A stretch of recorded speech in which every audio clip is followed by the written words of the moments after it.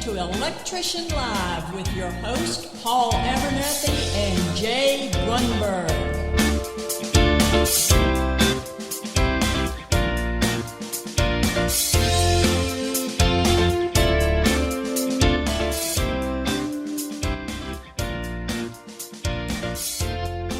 What up, everybody? Welcome to another episode, the June 24th episode of Electrician Live. My name is Paul Abernathy, one of your hosts, and with me, as always, my co-host, the man himself, the legend, the basement king, Mr. Jay Grunberg is in the house.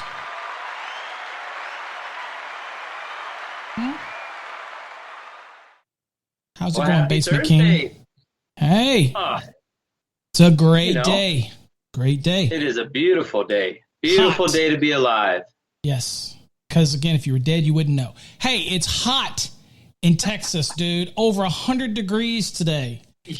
That's just too hot. I'm just saying. But, again, I'm in Texas, so, okay. So yeah, days like that, I'm glad that I work inside in basements where they do have AC in them. And even if they don't, normally they're underground. By their basement, so it's surrounded by, you know, the coldness of the dirt and earth and all that good stuff. So I'm, you know, on a 100-degree day, I'd probably stay about 75 inside of a basement. So no wonder is loving the Basement King is loving the work up there in Colorado. In Texas, we don't have basements because of the caliche dirt, whatever they call it. We don't dig basements, and if they dig a pool, it just takes them 4 months to do it. But, hey, can't have everything, right? Right. Hey, everybody out there, welcome to the show. We have a great show for you tonight. For those that are listening over on the podcast, again, you can listen to the audio-only version of our show over on electricianlive.com. And, of course, if you want to contact Jay or myself, you can email us at host or hosts with an S at electricianlive.com. And we'd love to get your comments. We'd love to have suggestions for future shows. What do you want to hear? We're here. We're here to serve you. That's what it is. That's what it's all about. Okay? So let's do some shout outs, Jay. Who we got in the room? We got Carlos. We got Carlos is from Peoria. Is that Peoria? Arizona. It's got to be hot out there, but it's hot out there all the time. Got O. That's right. O's out in California. You have my sympathies. Sean, North Carolina. You know, North Carolina. Well, no, wait a minute. Is he in North Carolina or Granite Falls? No, okay, Sanford, I don't know where you're at, Sean, but awesome. Who else we got? They're doing a roll call, man. They're doing where they're from and what company they work for. So love it. Yes, sir. We are. And Carlos from Arizona, he's actually an electrical inspector down there in the heat. So, man, I bet 100. You, Carlos, I bet you're running the AC in that truck. Over 100. Nate over 100. Hollywood, Florida. It's always hot in Florida too, but muggy. It's been muggy in Texas lately. Hey, Jay, before we get started, I guess we've got to what do we got to do? We got to pay homage to the sponsor for tonight's show. So I'm going to run that commercial. Goodies like this right here. I had a guy say, Jay, on one of my boards that he thought he didn't like my hat. I was like, well, you don't have to wear it, bro. Today's show is sponsored by electricianpride.com, your one-stop shop for electrician-specific t-shirts, hoodies, phone cases, mugs, die-cut stickers, leggings, and so much more. Featuring unique designs for electricians, journeymen, and master electricians, as well as electrical engineers and electrical inspectors. For more information on all the products that are available, visit us at www.electricianpride.com today. All right. Electrician Pride. Get all your swag. Be proud, man. Master electrician, journeyman electrician, everything swag. Check it out. All right. Jay, what is the show about tonight here on June 24th? What are we chatting about? Are we still in our residential series, right? He's still on mute. He muted himself. I'm with you, man. I apologize. We are doing hallways, foyers, and mudrooms today. Hallways, foyers, and mudrooms. Kind of rounding out that residential series, right? What have we've done? Kitchens. We did bedrooms. We did. What else do we do? We did bathrooms, laundry. If you haven't listened to those guys, if you haven't listened, guys, go over to Electrician Live. All of the shows are posted there. You can scroll down and listen to a bunch of different shows, even watch the videos. I share them all over there, and there's a lot of them, so check them out. Okay. What else? Anywhere else we've talked about? Gosh, we've done garages. Garages. I forgot about that. Yeah. Outdoor receptacles and like outlets. Pretty much what we're doing. What you need to cover on the exterior of the home. Oh yeah, that was last week, right? Yeah. That was last week's, which was really nice. And speaking of weeks, I know we're kind of going into the show, but we will not be on the air next week. Yeah, Mark, you know your calendar. We're taking a dark week after a year. We're gonna take a dark week next week. But this show will be airing in its place. So if you want to watch us twice and pick out anything that we say wrong, watch it again. There you go. It's like a little game. It's like an Easter egg hunt in a game of Call of Duty and all that kind of stuff, which I'm getting into. I'm into Call of Duty now. At my age, go figure, right? That's right. I suck. Master the duty. Really? Hold on. I got it. That's either a or a. I don't know, but I don't think that I'm a master of the duty. All right, so let's get into tonight's topic. So where do you want to start, Mr. Grunberg? Yeah, where do you want to start? I kind of want to start with hallways and foyers, and we can even throw a mudroom in there. And where I want to go, guys, even though let's start with hallway. How about let's start with hallway. Let's see actually if there's a definition for hallway. Okay. I kind of like to start there just so we can get some explanation. Hey, Aaron. Hey, Tim. What's up, What's Tim? going Coach on, guys? Strong? Thanks for joining us, Carlos, tonight. So I'm going to go in the definitions. I got my 2020 code book. If I do refer to pages, it will be from the 2020 softback edition. And your 2020 has seen better days, Jay. I'm just going to remind you that it looks, it just shows you that you use it a lot. Yeah, I've used it quite a bit. I'm sure you don't use it on Wednesday night, but you do use it a lot. So I do use it a lot. And if you notice Article 100 will have definitions. That actually starts on page 32. And I'm just kind of browsing through it. I've actually already looked for hallways, and I didn't notice it in the definitions, and I didn't know if you knew if it was in the definitions. No, and it's not a defined term, but most of the time hallway is going to be given on a blueprint or a drawing, or we know what a hallway. For lack of a better understanding for people that are struggling with the code, and there's a lot of you out there that do struggle with the code. If you think of a hallway, just think of a transition point between two rooms. So if I'm going to go from one room to get to another room, it's a hallway. It's a transition point from point A to point B. So think of that as kind of a hallway, which is exactly what a foyer can be. So that's why we'll discuss that when we get to foyers, because again, that confuses people. But a foyer is more like a hallway than a hallway is like a foyer. That sounds like a riddle, doesn't it? I'm sure we'll get deep into that. But so we are going to get deep into that, and since we don't have anything in hallway in the definitions, but we're still here, I want to go ahead. Jay? Well, I want to look at foyer just to see too. Since we're here, I just want to see if foyer is there as well. And actually, F is just one page over to the left, and I don't see foyer either. So again, when I want a definition or I want an area explained, I try to go to the definitions because it usually tells you what these areas are. So they obviously don't. So there's nothing in definitions for hallway or foyers and even mudrooms. Now, but in other areas, with that said, though, there are applications. For example, just for before you go jumping off. Okay. There is sometimes, just let people know that there are a rare occasion that you'll have the .2 in a specific article that will deal with definitions that might be germane only to that specific article. So while it's not in 100, don't ever, if you're like in the middle of it and you're lost or something like that, hey, just go check out dot 2 under something that might be, okay, Foyer, I'm going to look in 210 and see if there's 210.2 or something. It doesn't hurt to look, right? Nope. We're not doing exam prep tonight. We're just talking learning the code, guys in the field, girls in the field. You're working. You're beating your code book up like Jay's code book. You're beating it up. You're using it every day. That's a good thing. You're not, Jay, I tell people, you're not a seasoned electrician until you go through at least 2 code books a year. I'm serious. Not just right. tearing them up. No, I'm just playing. Gotta put them to use. That can get expensive, can't it?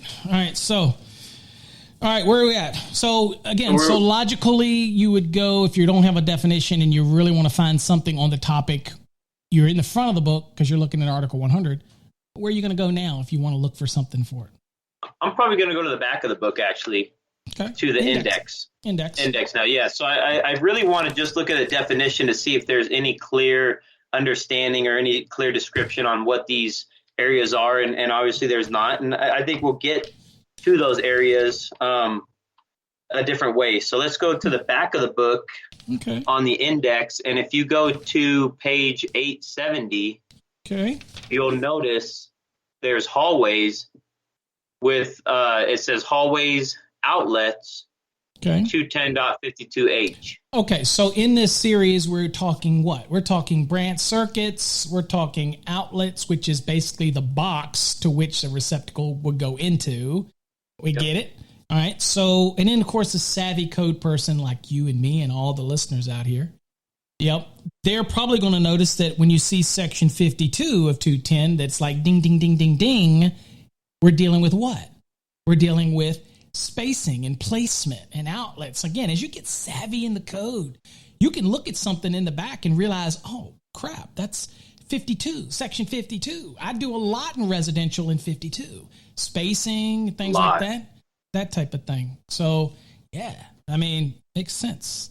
And my recommendation now would be to get a piece of paper, scratch paper, a sticky note, whatever.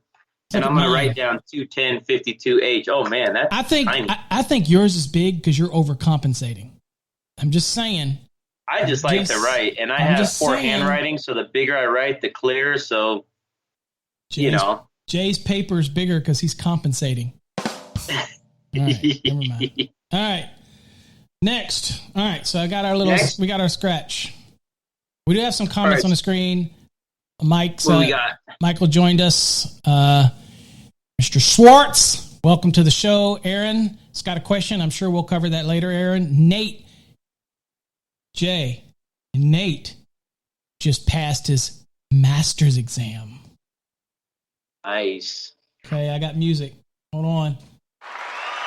That's not really music, but we always have to do that. Congratulations, Nate. That's what it's all about, brother. Getting to the next level. I love it. I love seeing people succeed. More than me. I don't care about my succeeding. I like to hear the stories about you guys succeeding. That gets me excited. I just love to see when people, especially younger guys that have the future ahead of them. I'm old. Y'all are the next generation, man. Jay, you're the next generation. Y'all are the next generation. People like me, man. We're doing it. We're old. We're gonna be dying, and you need y'all to carry the mantle. Okay. So anyway. Oh, Nate's stepping up. He's taking part of that leadership, and he's actually took in and passed the exam. So good job, Nate. That was amazing. Yep. All right, where are we at? Okay, so you took a note. You're in hallways. Hallways deals outlets. So we're going to go there. So you're going to take us to 210.52H, correct? Yep. Let's go ahead and go to 210.52H. All right. Now, before we talk about the receptacles, let's kind of throw out the stuff that people wonder before the outlets. Is like, what about the circuit? Okay. Well, the hallway can be on the same circuit as the bedroom. It could be on the same circuit as the living room. It could be tapped off the same circuit. It could be on the lighting for the bathroom. It could be, you know what I'm saying? Because receptacles and lighting outlets can share the same branch circuit. Okay. Yes. Other than some exceptions like, small appliance and the requirements for the laundry circuit or the requirements for the bathroom and things like that. The bathroom. Other than that, I can have the lighting and receptacles in a bedroom until 2023, Jay, but we don't need to go there again. We don't need to start that. that issue about 2023 and the required circuit. Well, that would just eliminate being able to jump off a bedroom circuit, but still, even then, you're still using your common lighting circuit on that level. Maybe even you could probably, like you're saying, use those receptacles that are in that hallway. That circuit as well, the living room circuit. I mean, again, like you said, it's a transition point from one room to the other. That could be a living room to a bedroom to a bathroom. It's really not rocket science to know a hallway, but to know what the kind of what 21052H allows us and requires us to do is it's going to you're going to understand it, and you're probably going to go like we do above and beyond the code in some hallways. Yeah, so the requirement that Jay's going to take us through is 210.52H. That's for the outlet. Okay, the branch circuits can come off of a bunch of different things, and it's going to pull it's going to pull no load, to be honest with you. The most thing you're probably going to plug something in the hallway is a night light, an air freshener in my house, or you're going to be plugging in a vacuum cleaner or something like that. It's a convenient location. Other than that, it pulls no load. Okay, and it's also engulfed in that 3 VA per square foot for all you calculation nuts out there who were with me last night during calculations for single family dwellings. Shout out to all the students that were with me last night. We had a full house. It's a great show. Great training event last night. Okay, all right. So talk us through it. So we know the branch circuit can come from multiple types of locations. Okay, now let's talk about the outlet itself that we're going to put a receptacle into. Let's talk about that. Perfect. What are the rules? So I'm going to go to 210.52H, just like the index kind of gave us that direction. And it says hallways, indwelling units, hallways of 10 feet or more in length shall have at least one receptacle outlet. Okay. As used in this subsection, the hallway length shall be considered the length along the center line of the hallway without passing through a doorway. Okay. So yeah, two things there. Yep. But let's give them context here. Sure. First of all, when it says center line, it's because you might have a L-shaped hallway and you follow the center line, you turn and you follow the center line. The doorway, okay, does not necessarily mean that there's a door on it. Okay? It's framed out as a doorway. Okay? And there's a misconception here that it has to have a door. Okay? So if it's just a hallway, it's one thing. If it's framed in, then that's considered a doorway. Okay? So, but again, there's also the conventional thought by most people is, well, look, if there ain't no door on it, then it's just keep on measuring that bad boy. And if it's, but we'll get into the details of it because people will agree to disagree. So let's talk about let's talk about, so Jay, what if I have an 8-foot hallway? Do I need the receptacle outlet? Per 210.52H, hallways of 10 feet or more in length shall have at least one receptacle outlet. So I would say 8 feet is less than 10. I would say you would need a receptacle outlet in that hallway. Yeah. All right. There you go. So if I've got a 15-foot hallway, Jay, how many receptacles do I need? Again, it says hallways of 10 feet or more in length shall have at least one receptacle outlet. Unlike maybe the island and peninsula where it's square footage and you have to add more receptacles per the square footage, this is only telling us, hey, man, but pretty much from a contractor standpoint, if that hallway is 9'11", I'm not required to put a receptacle in it.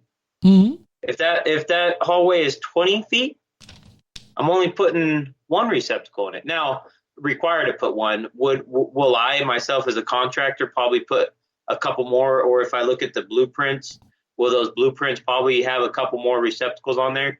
Of course. And I'm not going to try to save the customer free receptacle cost per opening just because I know the code, and I'm not going to cut them short either and try to save, try to take away from my company as well. I'm going to just install a few more outlets for them. Again, receptacles. When you have that vacuum, that cord only goes 6 feet. So for me, I probably end up putting... My vacuum's got a cord longer than 6 feet. Well, I think of a cord about 6 feet. Mine might have about a 10-foot one, but I want to, I could tell you all the thumbs down that I've got because of my interpretation of the doorway without having a door that I consider a break. Right.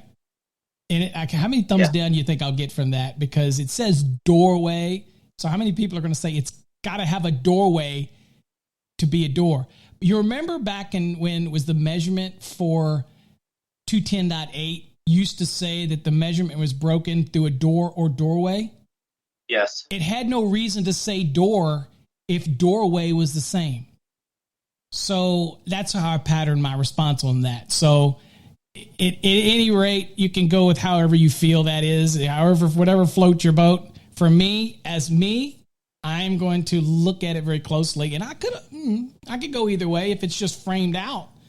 But if it's framed in and it's indented in and it changes from the width of the hall to a shorter, for all I know, when I'm roughing it in, all I know, the door is going to go there, or it's a doorway. It could have a door on it. And whether it ends up not being one, why would you do that anyway? Why would you take a hallway and then frame out, jet it in for like a hallway to go through it?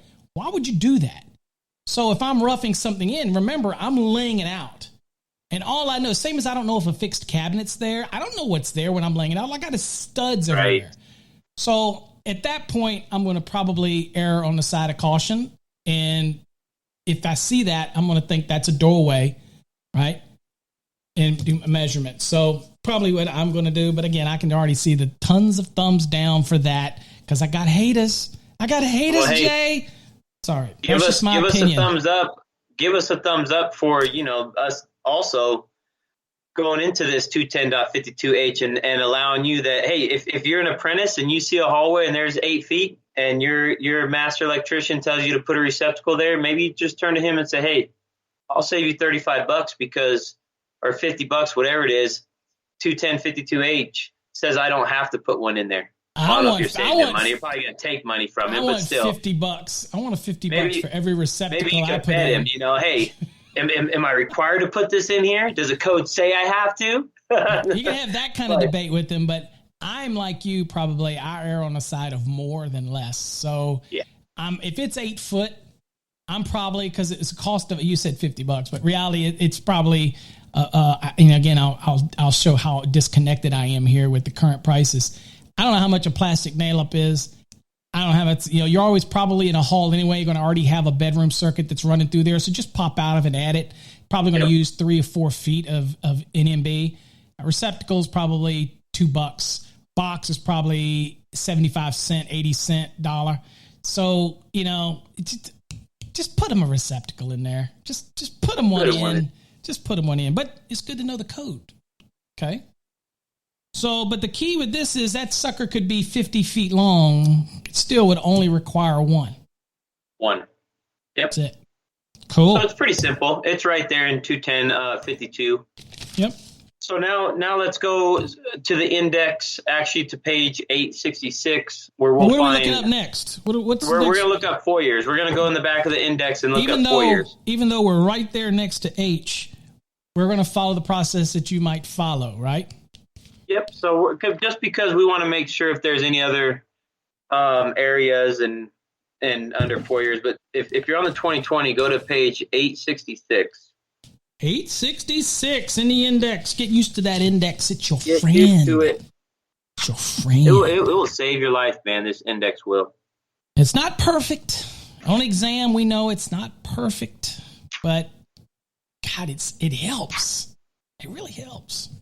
Okay. All right. So what do we got, man? We're looking for Foyer. And we are looking for Foyer. Where are you at? Ding, ding, there it is. Foyer is I about see it. halfway down. What's the reference? What's the code reference? I had it now. I looked away and lost it. 210.52I. 210.52I. So again, I take my sticky note almost as if I'm prepping for an exam. Yane and Neki, thanks for the $5 donation. Whoop whoop! Thank you. Appreciate that. Obviously, we're getting some across. Circuit said something in that Circuit. I missed it. You said one of your lifelong dreams is to get on a code panel. Keep working at it. The easiest way to get on a code panel is to be a representation of association. They don't let individuals be on it just to be on it. But if you want to be like, I'm on it because of the Aluminum Association and Copper Development. But there's IAI, there's NECA, there's IBEW, there's, there's, IEC, there's Get Engaged, Get Involved. Opportunities will open up if you let people know you are interested in it. But the way to do it is through an association. That's the real way to get there. Okay. Individuals just can't be on it. That type of thing. He also says the P-tabs. For those that aren't aware of our P-tabs, they are back in stock. And my P-tabs, again, tab's a tab, but it's a little different because I also give you index tabs as well, A, B, C, D, E, F, G, H, I, J, K, all that. So you can actually tab your index as well. So you are 100% right, Circuit. It makes it much easier if you have a tabbed index to get there. Boom, boom, boom. If time is of the essence. Yep, and it is. He said he heard that Encore Wire is going to have an opening in about 5 years. Maybe. Maybe not. I don't know. We won't talk about that. All right. So let's see here. Foyer 210.52i. So let's venture back to that. Okay. Yep. So if you're on the 2020, it's going to be page 70, pretty much right below hallways. All right. Now let's pick this up exactly as we did the other one before, Jay. What circuits can supply a foyer? I would say it's a similar area as a hallway. Just explained a little different in the article. So I would say any circuit that you'd be able to pick up on a hallway, you would be able to pick up on a foyer. Absolutely. You get the P-tabs from masterthenec.com. Go to masterthenec.com and click on merchandise. It's under merchandise, and that's where you see P-tabs. Oh, I spelled it wrong. J-tabs. Oh, Tim keeps reminding me of these J-tabs. I'm going to get these things done for you, Tim. You know what? You're going to be my motivation to get these J-tabs done. Hey, dude can't even spell my website right. Oh, second time. Wow. There we go. Takes second time to charm. Here, watch this. Thank you, Basement King. All right, so we're at I. Let's read it. Read it to me. Educate me. Let's do it. 70 on the 2020, halfway down, 210.52i. Foyers that are not part of the hallway in accordance with 210.52h and that have an area that is greater than 60 feet shall have a receptacle located, feet. 60 square feet. Makes a difference. All right. Shall have a receptacle located in each wall space 3 feet or more in width.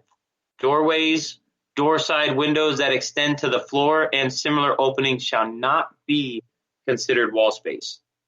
Okay. Yeah, it's 60 square feet. That is a big difference. You have to take the square footage of an area. And again, 60 square feet isn't your typical hallway. That's not just your transition. So you'll have an area. There's no question what a hallway is. The question is, what is a foyer, I guess. And what would you say? So anything that is less than, so it says areas that are greater than 60. So anything great. So 60 and less, let's just use that to simple. 60 and less, you're going to treat like a hallway. Okay. Just go treat like a hallway.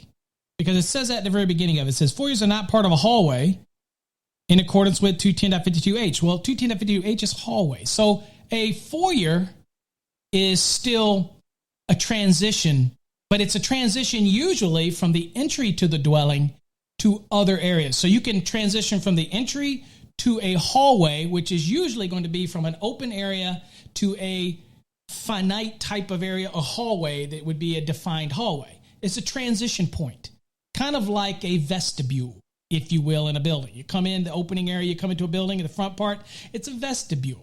You know how you come into a movie theater and you've got the area you come into the front and then it goes off into the wings to the different theaters? It's like when you come into, they call it a lobby, but the part you come in at the very front, it's like a vestibule. Another word I don't want to look up. So we'll call it foyer. So to be a foyer, it has to be over 60 square feet. Yes. If it's less than 60 square feet, then pick a dimension of travel and see that if it's then it's part of the hallway. You know what I'm saying? So, so let's focus on what happens when it is you entry into it, and maybe you come into the building, the dwelling, right? And you've got an area that's bigger than the hallway that's adjacent to it. That's one key that you might know you're in a foyer. Next, if you open into a building and you've got steps right in front of you, and then the hallway kind of wraps around it, but the hallway is a certain width, that's a hallway. It's a transition point.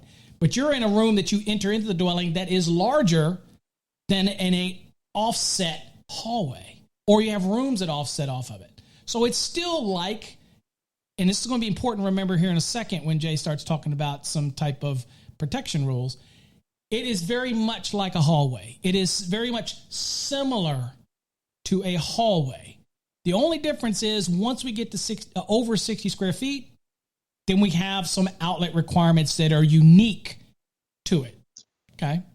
So, in that uniqueness, when you look at the code, as Jay read it here, it is any wall space that is 3 feet or more. So, first thing to remember, there is no 6 foot, 12 foot spacing in a foyer. Right. Just like there isn't in a hallway. 10 foot center line. So, foyer, similar. So, think about this. You enter into a house, and you got a wall to the left, and it kind of wraps around, and then it's got an opening there, which is everybody's going to call a doorway, but it probably has no door on it, but it is a break in the floor line, like it says here. So, but that piece between that opening and the door where you entered into the dwelling, if that wall is 3 feet or more in wall space measured along the floor line, then it needs to have a receptacle. Okay, and you can put it anywhere you want in that 3 feet.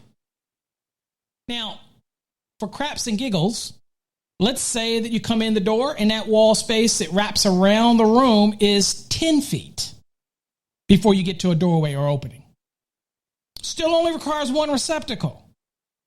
And you put it anywhere in that 10 feet you want. It's the 3 feet, it's the trigger.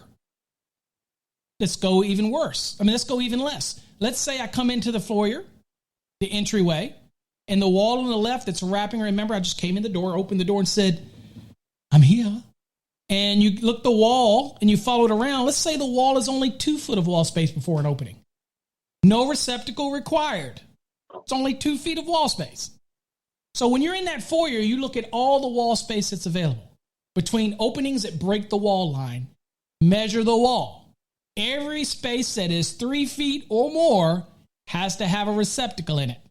Simple, easy peasy, lemon squeezy. Not even complicated. But the trigger is it has to be over 60 square feet. Then and only then do you start looking around and seeing what your wall space is. Okay? Makes sense?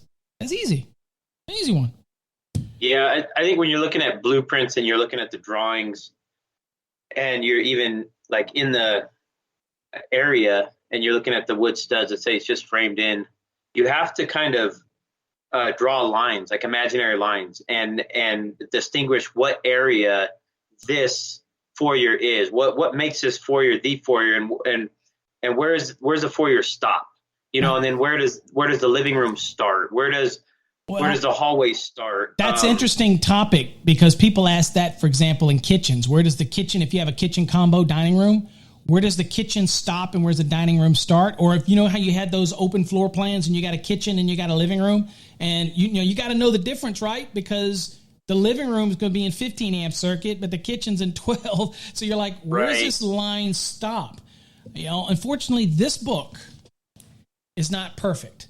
So that's where we have to use common sense, and we have to do the line of demarcation between the logical point from point A to point B. And we do that with a foyer. If you have a large opening where you enter into the building and then it funnels down into hallways, then obviously the line of demarcation is where it changes from the opening to the hallway. So that's not brain surgery. You just have to do like Jay. You have to look at it and be aware of it. But I can tell you right now, if your foyer has any size to it anyway, I'm probably going to throw a receptacle out there. But The reason this came about, though, is because if you enter into a house and you have a small little area, and then it's kind of just square where you have you hang your hat or coat or whatnot, and you have steps right in front of you because you come in and you might go straight up steps, and then it kind of is a little area and it jets to the left and then it goes down a hallway. That space up there that is not greater than 60 square feet, it's just hallway. And you measure the length from the point where you enter into the dwelling down the hallway. You just treat it as a hallway. So, again, foyers are very similar to hallway. You know what I'm saying? I do. Yep. So, yes, true. Sorry, true. Common sense is not always rampant. That is, all you got to do is sit there and watch the news for about 10 minutes. You realize it. Or you could watch C-SPAN and you really start to wonder whether or not you're just going to go. I'm just saying, about 10 minutes of that, you're like, anyway, sorry about that. Different topic. All right. So that's our foyer. Yep. Simple. So now we kind of know what the hallways and the foyers are and where to find out the receptacle requirements in 210. So hallways, again, 210-52H. For foyers, it is 210-52I. And Aaron Lohr actually brought up a good question in the beginning where I'm going to lead us to next. And he actually asked, I have a question, do hallway outlets need to be AFCI and GFCI protected? And my response would be, it depends on where the hallway's at for the GFI. The AFCI, whether it's lighting or the receptacle, it is going to be required per 210-12 to be AFCI. All right, protected. So you said for the hallway, right? Yep, for the hallway. So I'm going to go to 210.12, which you guys have heard us cover this. What's that? Let's examine that. Go to 210.12. Let's examine that, yeah. And you guys have heard us talk about this on our arc fault AFCI shows. And again, it's something that's super important because AFCI and GFCI are the way of the future, right? I think we were talking about it. Well, GFCI has been around since the 60s, and AFCIs they ain't going anywhere, and GFCIs expanded every year. So, it just keeps piling up. All right, now that I'm back on here. So wait a minute, though. Let me answer this question for Circuit So Circuit says, how would you measure stairs that have a landing? Great example. The landing in a set of stairs is part of the stairs. It's just a landing. Okay? That's not a hall. That's a stairway. Now, the reason I bring that up, Circuit, is because what if I have a split foyer and I come into a level that's a landing and then I have stairs that go down and stairs that go up? Because it's not isolated from the stairs, it is coming from the front of the dwelling into this landing or this area, and stairwell goes down or one goes up.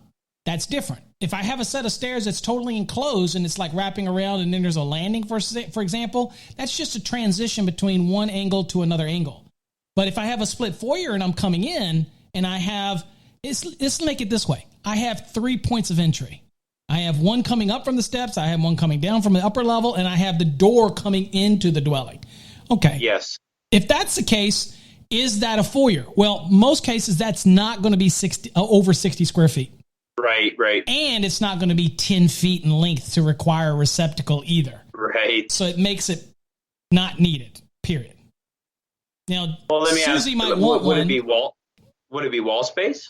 No, would you consider wall space? No, but that's not going to be something that's listed in 210.52a is for wall space. Gotcha. Okay. So because sometimes you want to put one there, go for it, because again, you're probably going to have a little place there to put your keys. Maybe mama might want a lamp there or something, or hey, it's your house, whatever. But electrician, I'm like, no, I'm not going to put it there. Because the next question people are going to say, well, you got to put one in the stairway? No. Do you put one in the landing in the stairway? No. So you don't overcomplicate it. But I just wanted to point that out because I used to live in a house. The first house I ever lived in, I built, and it was a split foyer. And you entered into the front, and it had an area like a landing, but it really wasn't a landing. It was the entryway, but it wasn't very big, and it wasn't It wasn't a It habitable doesn't even room. come close to It wasn't either of these. No, it wasn't. Either of these, the 10-foot or the 60 square foot. No. So No. so that wouldn't even. No. I'm glad you covered that because Yeah. that actually it happens a lot here in Colorado where you do have that main stair entry landing. Yep.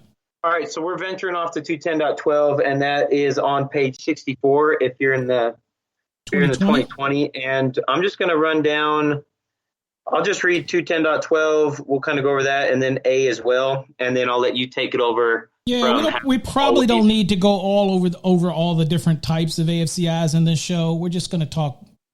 They need what requires AFCI protection in context to what today's episode's about. Whether or not hallways, whether or not foyers are required to be AFCI protected if you have the receptacle outlets installed in them. So let's check it. Go ahead.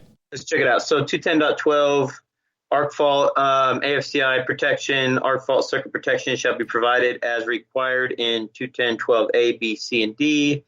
The AFCI shall be installed in readily accessible locations. Okay, we've kind of went over that. A is dwelling units. That's where hallways and foyers are going to be.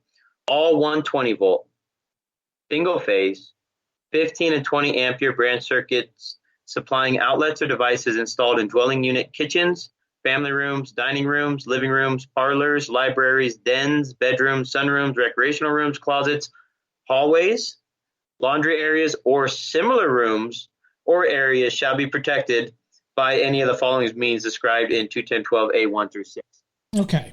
So when we read foyer, it started out by saying other than what's listed as a hallway. So it understands that when you're 60 or less, you're going to treat that space like a hallway.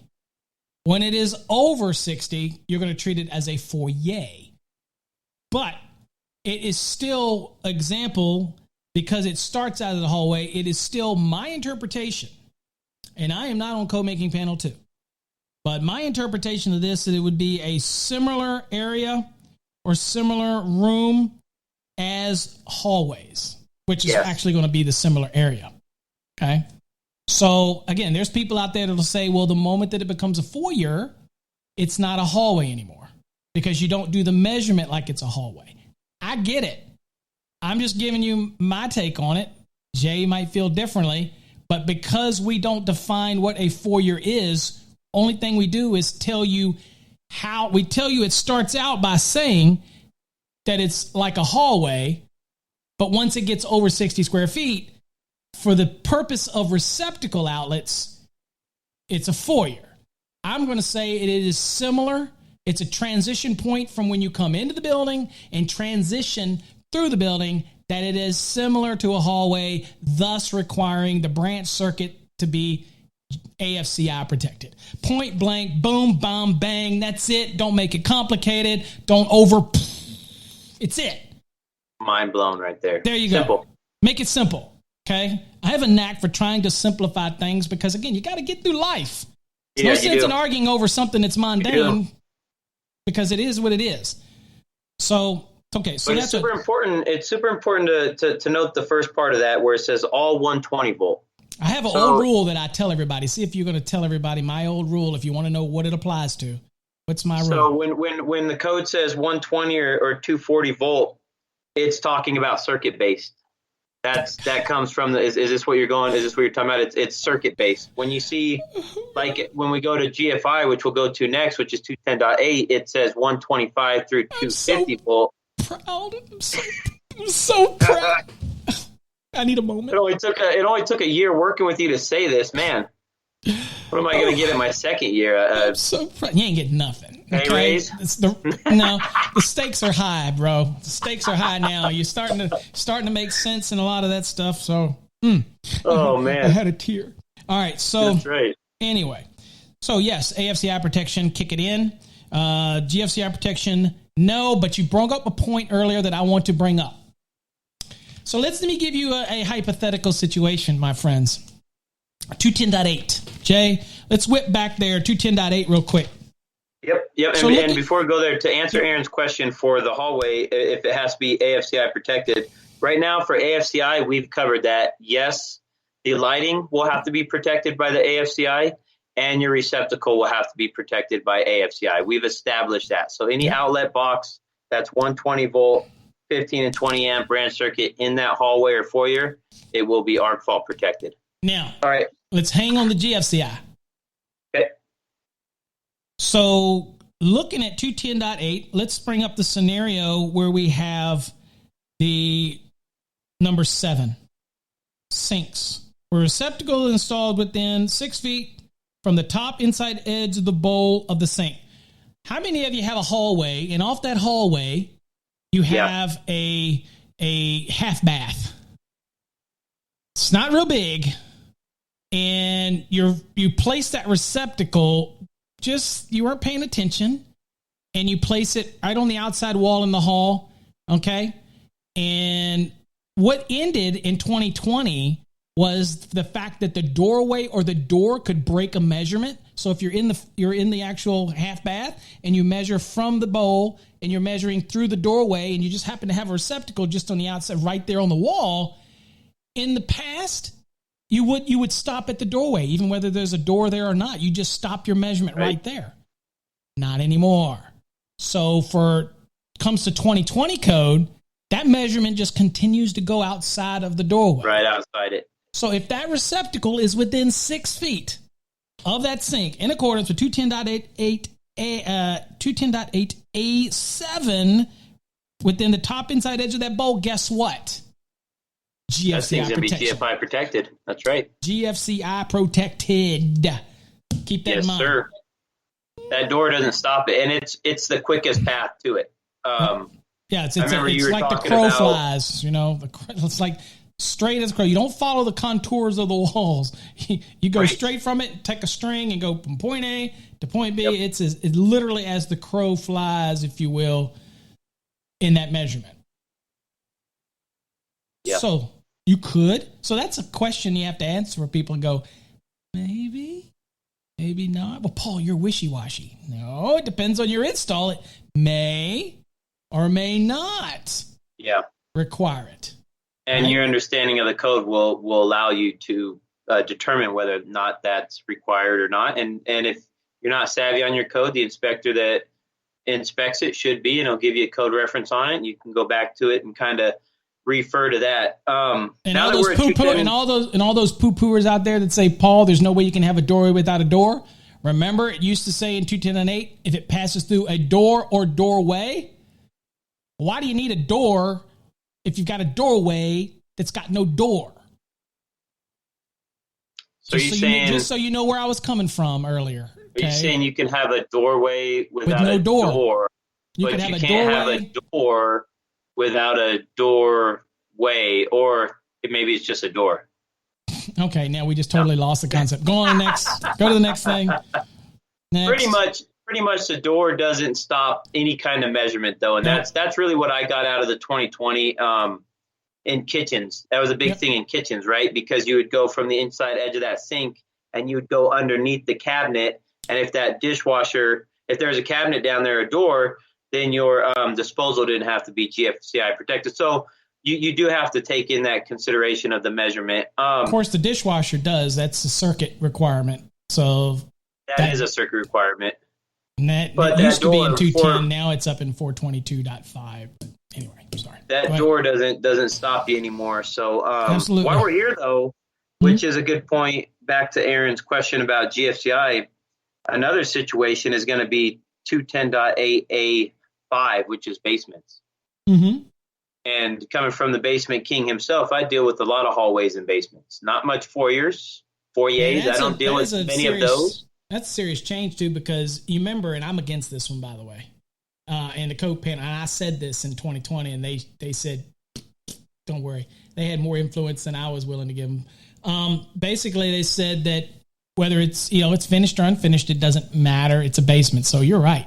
If you're going to have a hallway in a basement, all of them are going to be GFCI protected now. Yeah.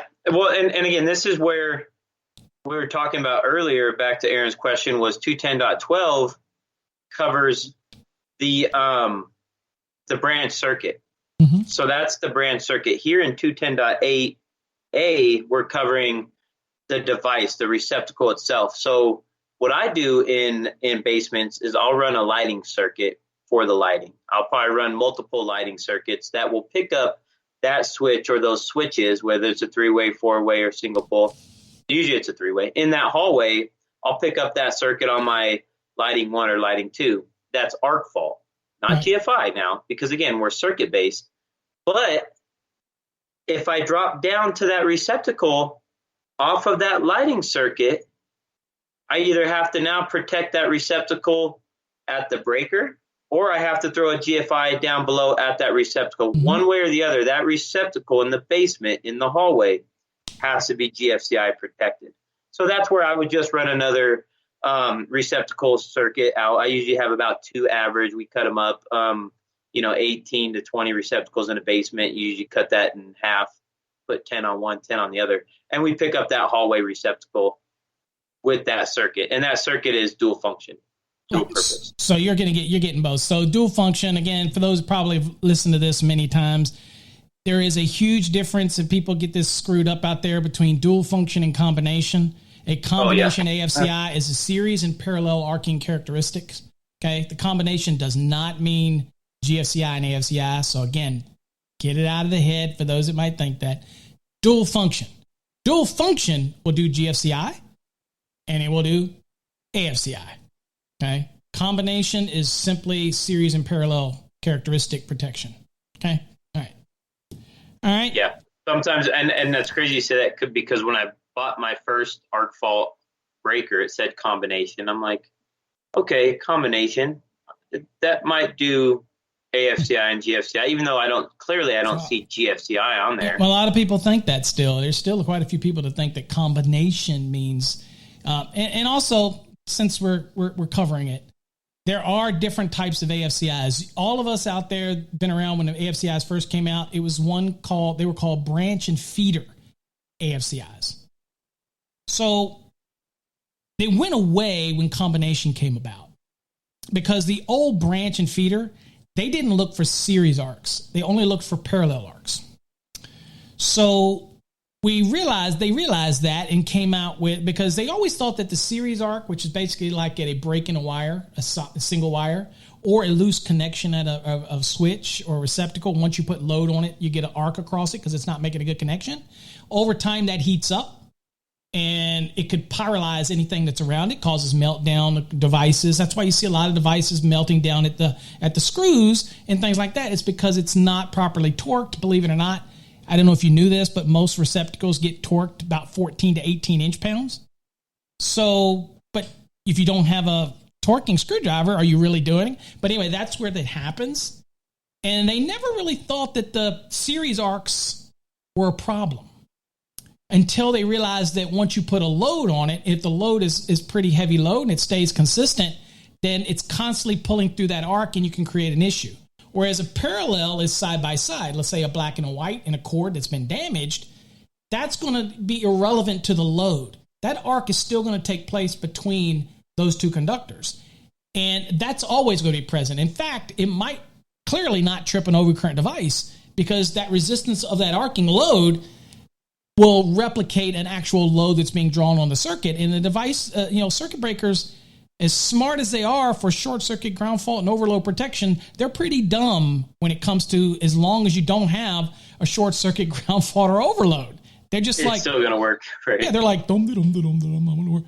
But at the end of the day, AFCIs can identify that. Now, is it a perfect world for AFCIs? I've come to believe in the last 6 to 8 months or whatever that AFCIs aren't perfect, and I've got evidence of that, but I still believe that they're worth doing it. It's a small price to pay in cost for it, depending on what everything else costs today. It's irrelevant, really. Just do it. Of course, the code's going to say do it anyway, so you got to do it anyway. But I just wanted to give you the kind of the history. So the branch and feeder style will only do parallels. The combinations will do parallel and series. So that's why they came out with an AFCI receptacle device that goes into a receptacle outlet, because it can now do where you might come from a breaker upstream that's maybe the branch and feeders type that's only doing parallel but not series. Well, you put this in at the first receptacle outlet, and now it's going to provide series protection back upstream and additional parallel downstream. So that's why you have to put them in combination. So that's what's under 210.12a. You have A1, A2, A3, and you notice the second one is the branch feeder. That's the older original type AFCIs that came out with. You'll see the first one is the combination type. So you do have options. Just explore all your options, and Jay likes to use the dual function. Okay? So I just wanted to get that out again. I've probably done it a million times, but just wanted to get that. If the breaker, if the panel box can support a full breaker space, then I'll probably end up, and there's no neutral sharing throughout the house, then I will try to put a breaker in there. And, for the apprentices out there that hear their bosses moan and groan and complain about how the arc faults and dual functions don't work, that's a bunch of crap, man. I think those things work 99% of the time, most of the time on, your basic receptacles and your basic lighting loads. That I've ever used them, I barely return faulty breakers when it comes to arc fault and dual functions. Because again, we run the wire new. If you run it like it's supposed to be ran new and you don't cross your neutrals, or you don't have your grounds and your neutrals touching at improper terminals, case to neutral downstream will cause an AFCI to trip right away. And you want to blame the breaker. You want to blame the device, but it's all in the wiring. It's all in the wiring, and then they go, oh well, we'll go back and change out all those breakers to normal ones when the inspection's done. And it's like, that's not the right way to do it. It's not to say, Jay, that there isn't reported issues. We're not here to say that there aren't reported issues of AFCI issues. Sure. There are, because it is a characteristic waveform that can be mimicked by other different types of appliances or things that might come into the U.S. that aren't under the same strict FCC guidelines. And when it comes to frequency and signals, and AFCIs work on frequency, to be honest with you, their hertz that we work at, 60 hertz, is pretty much a frequency. So there can be some interruptions, but it's not as widespread, because if it was, then the manufacturers would have to do something about it. So you can go to what's called AFCIsafety.org. AFCIsafety.org. If you're having an issue with an AFCI, you need to report it and make the manufacturer do something about it, because they can fix it. Just saying. Hold the manufacturers accountable. I'm serious. Hold them accountable. So Nate says, during a panel change, how do you install arc fault circuits on existing multi-wire branch circuits? Listen, when you're doing a panel change, it's like for like, brother. I don't go in changing out all the breakers and upgrading them to arc faults. Now the circuits, if you're going and you're doing a panel change out and you have a multi-wire branch circuit that maybe feeds the dishwasher and disposal, and it's a 2-pole, you might want to get with the manufacturer and see if they make 2-pole arc faults, 2-pole dual functions, or maybe taking 2 single ones and combining them. But I would definitely, do I need to pull a separate neutral? Again, I don't think so. You want to get with the manufacturer to make sure that they produce a product that can handle the multi-wire branch circuit. We do get the dual functions on a multi-wire branch circuit is what gets us out in the field, and protecting it at the branch circuit. So a lot of times we protect it downstream at the first device, where it's not reading that second neutral going off on that second circuit. So again, there's ways around it that we do. But I think, though, if you say there is a breaker out there, then I believe there's some available out there. You don't quote me, because again, I haven't looked at it, but I'm going to say this to you, Nate. Do not let a building official or inspector bully you into doing a panel change and requiring you to put AFCIs in. Okay?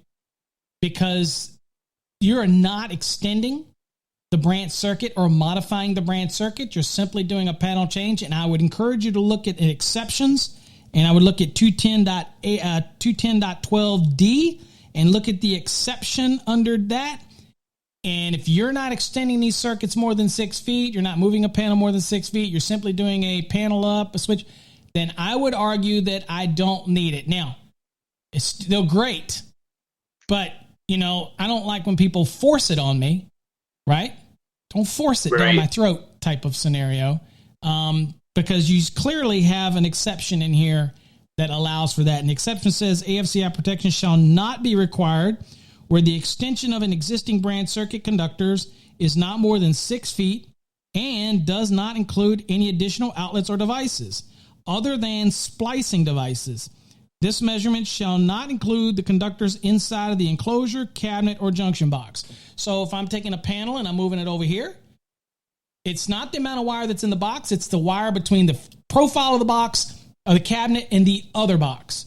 That's the measurement. If that's not more than 6 feet, then I can use the exception and I don't need to put in AFCIs, because if you're doing a panel up, chances are that panel was there and it's superseded before the requirements of AFCI protection. Now, if the customer just wants it, then you're going to have to just check with the manufacturer of that panel board that you're dealing with and ask them, do they make a multi-wire version of their AFCIs? And you've got Eaton, you've got Siemens, you've got Schneider, you've got GE. So you're going to have to check them out and see.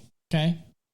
Circuit says, could I splice the pigtail on the breaker and put a tie on them for a common trip? Listen, when it comes to making a multi-wire branch circuit, an existing one adequate for a 2-pole arc fault or a 2-pole dual function or a 2-pole GFI, whichever combination you're doing, you're going to have to get with the manufacturer, man. Don't splice. Don't try to tap into the pigtail. If it's one pigtail for the device, that needs to go to the grounded terminal bus. Well, I think what he's saying is taking the 2 pigtails or even the rock and locks that snap onto the neutral bus bar, and then taking the multi-wire branch circuit. Let's say it's a 14-3, taking that neutral and splicing it with 2 jumpers to both single pole breakers. That's what he's talking about.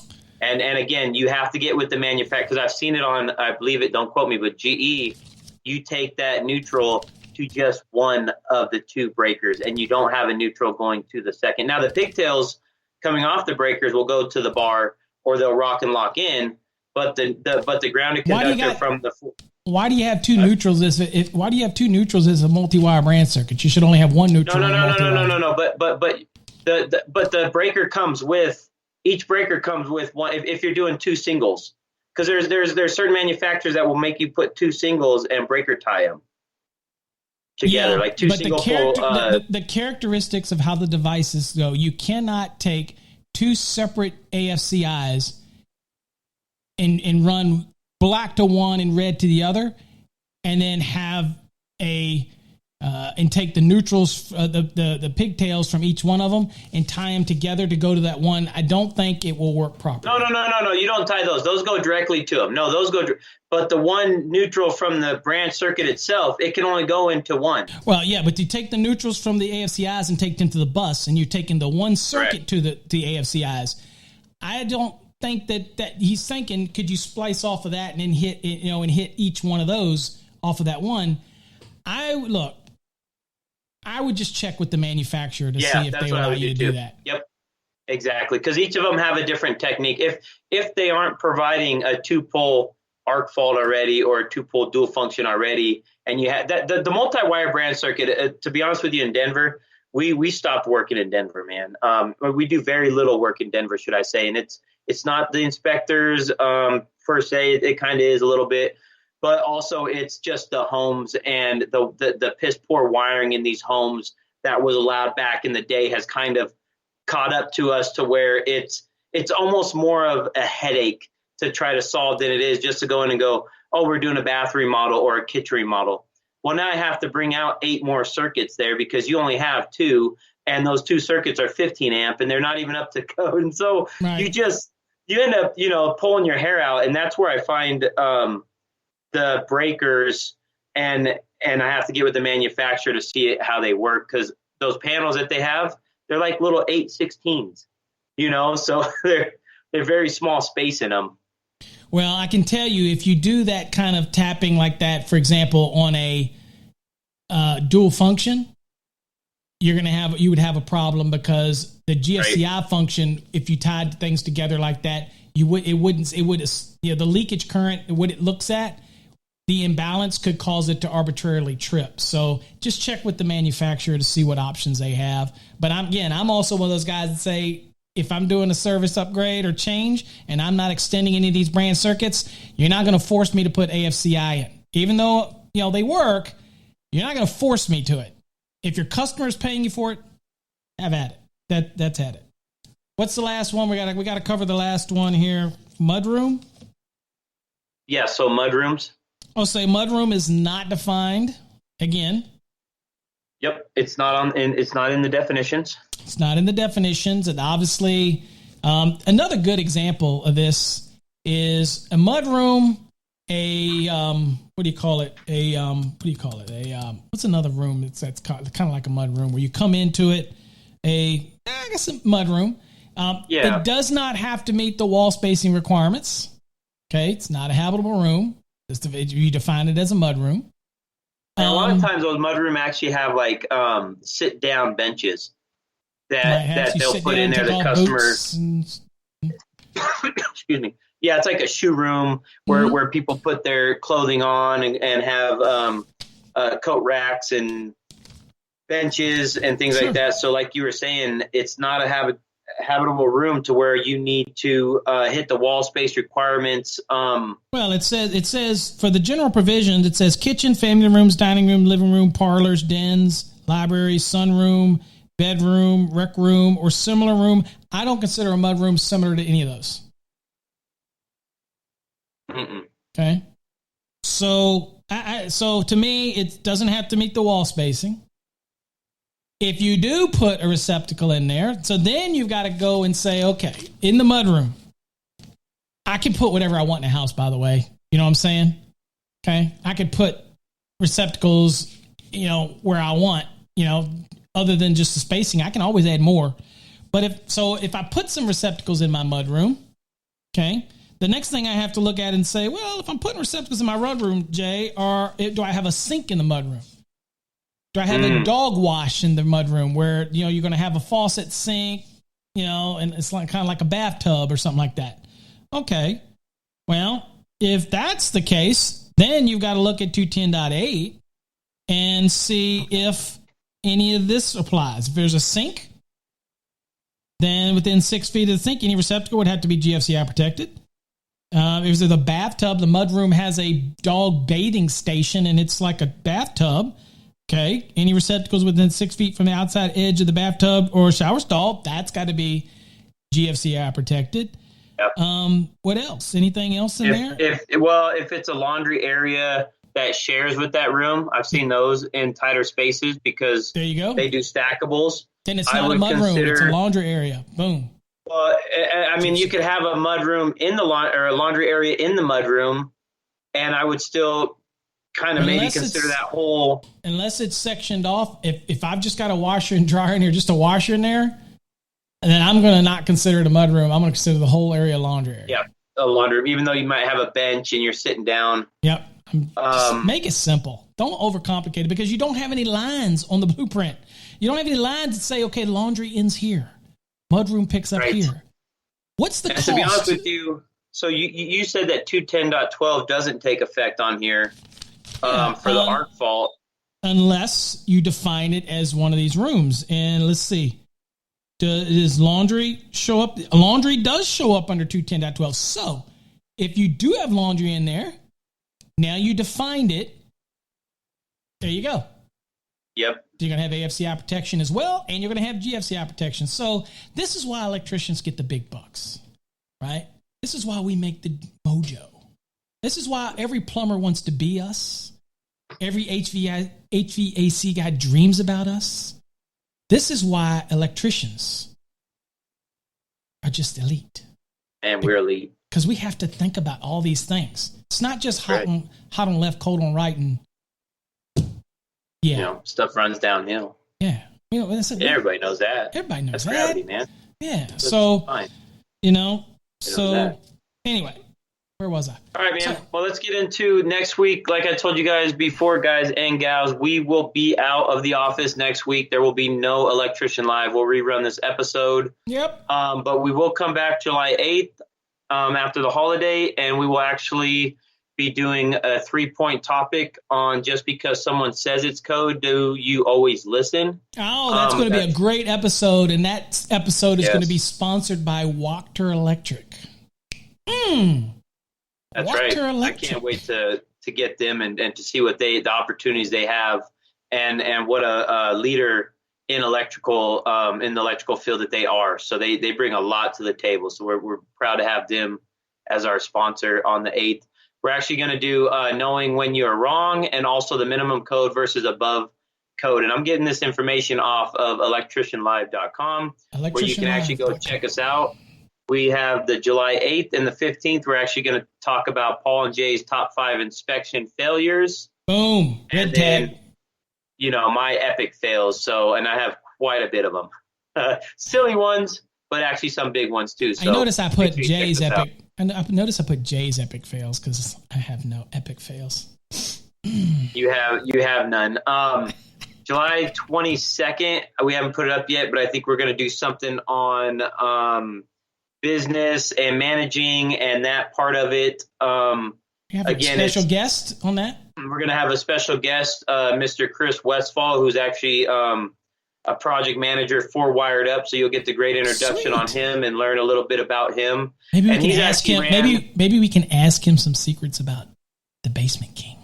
Yeah, I'm pretty sure he's going to, hopefully on the air, say good things about me. I've heard what he's said off the air about me. So we'll hope that it's a clean episode.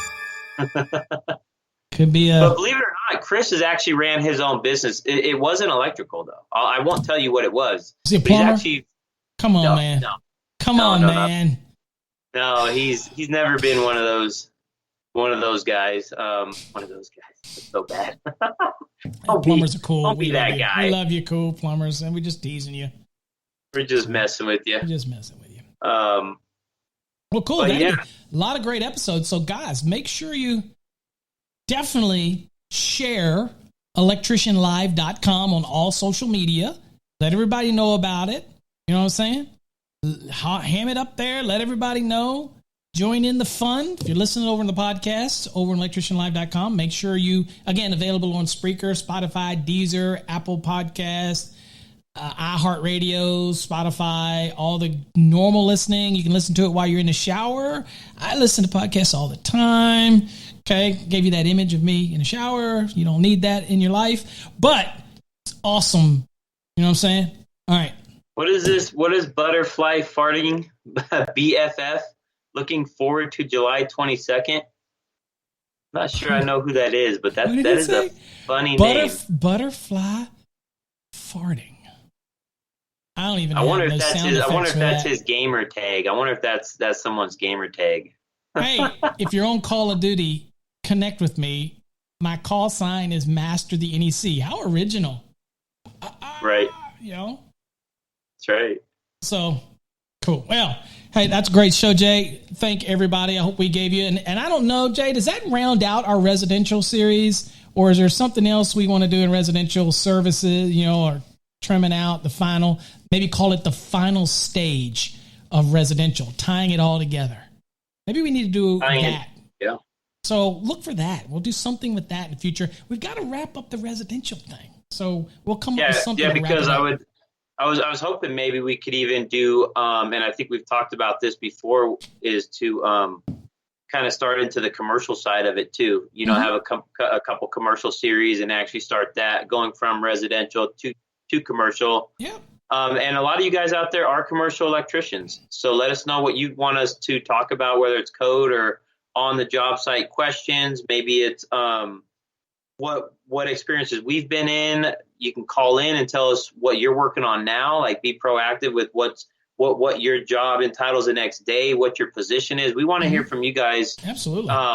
And that way we can just get to know what your projects are and relate them to what we know. And maybe you guys can teach us something too. So let us know at hosts at electricianlive.com. So, all right, guys. Well, that's it for Jay and myself. Y'all have a safe week.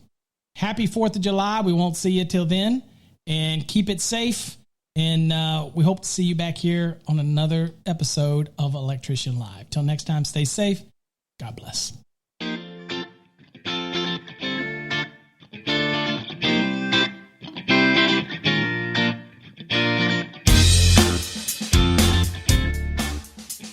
listening to Electrician Live with your host, Paul Abernathy and Jay Grunberg.